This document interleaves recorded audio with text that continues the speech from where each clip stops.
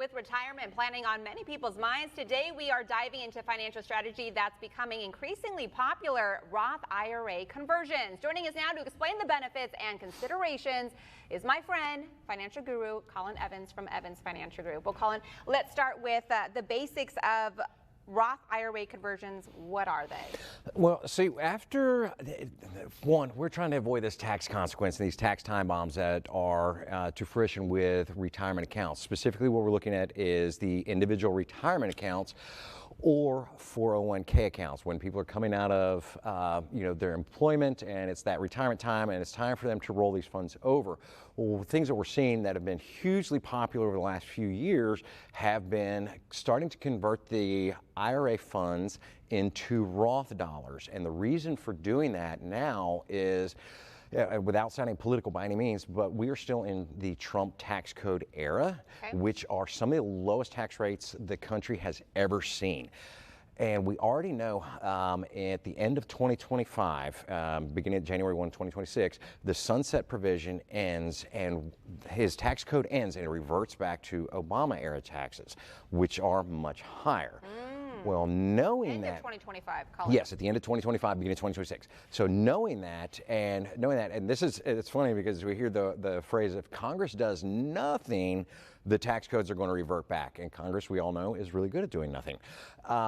So by doing that, what we're doing is we're starting to convert, and we're converting clients' qualified funds or which is their IRA funds into Roth funds and paying the taxes now while we're still in these lower tax brackets and tax rates.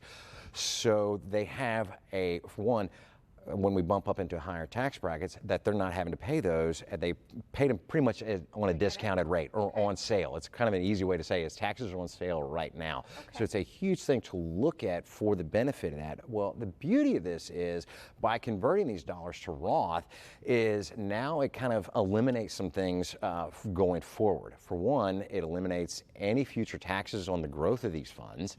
It eliminates taxes that could possibly do, so these now pass on to heirs income tax free, which is another beauty part, especially if people are looking at leaving like a legacy and they want to pass on dollars. This is a great way to do it income tax free to pass it on to heirs. One of the other beautiful things is no more what they call required minimum distributions are needed. What advantages are associated with that, with the elimination of required minimum distributions or RMDs? Well, now, because the requirement minimum distributions is Uncle Sam's you have to start taking your funds out at now age 73 because they want the tax dollars off of that. And now when you convert it to a Roth, you went ahead, you paid your taxes in advance. Control, essentially. Right? Yes, you're in the driver's seat now. now. Trying to put pressure on you, saying like, "Hey, start using your money so I can collect my money." It is, and that's what the beauty of that is, because now they can, these individuals can now use the funds as they seem fit. They don't have to take it at a certain time. They can take it whenever they choose. That's now no taxes are no longer due. So it's a really tremendous thing, and timing it. We had a phenomenal case that the gentleman retired from a big plant here, and he said, "Well, I've got $100,000 in my savings account, and I really only want to take about $25,000 a year out of my retirement." I said, well, before we start pulling these funds out of your retirement, why don't we live off of the funds out of your savings account first, because no taxes are going to be due. You're now retired, so you're going to pretty much be in a 0% tax bracket.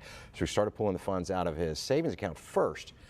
Then we started converting his funds to Roth while he was in a 0% tax bracket in a small enough number that kept him in a 0% tax bracket. It was huge. I mean, I was like, it was a slam dunk. I felt like Michael Jordan, going in for a win. Except I can't dunk a basketball. But it was huge. You can dunk money-wise. Right. It was huge because he continued as we parlayed this and we started doing it year after year. He stayed in a 0% tax bracket in retirement because we started converting his which is 401k that became an IRA. As we converted all this, it kept him in a low enough bracket, and he's just now living off of it income tax free. I was like, this turned out to be a beautiful situation for him, because it's as not only does it put him in control of it, but he's no longer having to foot that bill to Uncle Sam. Well, Colin, that's why we keep you here, right? That's why you're the financial guru. So thank you so much for being here today. Absolutely. Glad to be here. Of Thank course. you. Yes.